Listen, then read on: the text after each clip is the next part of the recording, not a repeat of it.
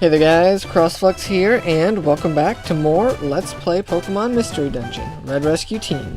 In the last episode, we met with Suicune, who completed our Rainbow Wing, so that now we can meet the Mirage Pokemon at Mount Faraway. But in today's episode, we'll be holding off on that quest to tackle an optional dungeon. Specifically, we'll be heading to the Unknown Relic. This is a dungeon that's unlocked once you've purchased both the Age Chamber AN and the Age Chamber O friend areas. They're both 5,500 Poke from the Wigglytuff Club, so together this makes it the most expensive optional dungeon to unlock, coming in at a total of 11,000 Poke. So the dungeon itself really isn't that challenging. Its only purpose is for recruitment, so I recommend bringing only your highest leveled team member into this place so that you can have as much space to recruit as you can. In my case, this will be Skipper. I've just been putting the rest of my team members on my team just to kind of kill time while I talk about the pre-dungeon stuff. But yeah, so I'm about to send them home because I don't need them. I'm going in solely as Skipper. The only items you should need for this place are apples, a reviver seed or two, and an escape orb. The orb is actually really handy here, so that once you've recruited your fill, you can warp out of the dungeon so that you don't risk losing your newbies or having them plow through the reviver seeds. I decided not to bring one because I need to show getting through the whole dungeon itself, but in general I would recommend bringing an escape orb. But enough talking, let's head on out. Where is it? Unknown Relic.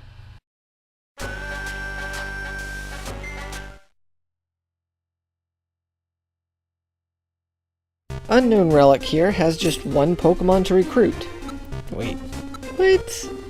Yep, the only Pokemon to find here is Unknown. But, as many Pokefans are aware of, Unknown comes in 28 different forms. One for each letter of the alphabet, and 2 for the punctuation marks of exclamation and question. These Pokemon aren't a threat to you unless you're bringing a lower level Pokemon and you get hit with a super effective hidden power. But that's honestly not really going to happen, since you should be bringing a high-level leader to increase your recruitment chance, and the odds of running into a super effective hidden power is somewhat rare. The layout of the dungeon is pretty basic, with some water patches here and there. It's only 11 floors in total, making it the shortest of the post-game optional dungeons. Items are similarly very basic as well.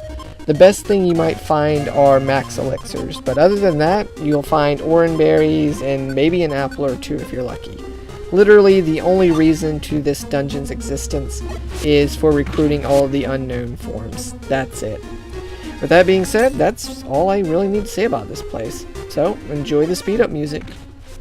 A, B, C, D, E, F, G, H, I, J, K, L, M, N, O, P, Q, R, S, T, U, V, W, X, Y, and Z. Now I know my ABCs. Next time, won't you sing with me? Come on guys, don't look at me like that.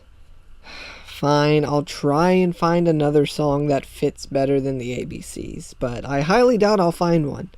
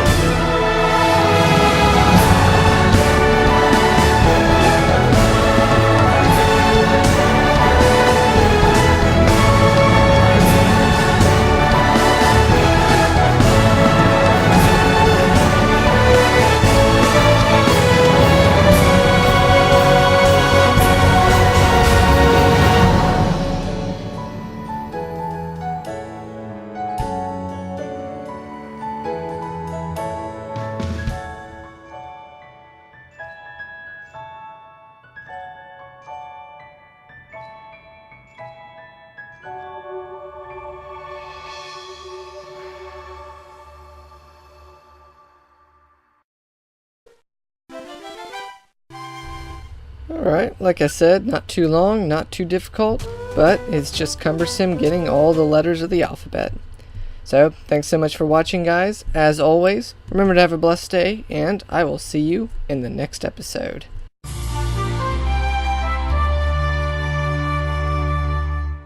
Welcome, folks, to the CrossFlux News Network. It's time once again to learn all about the recent goings-on in Pokemon Square.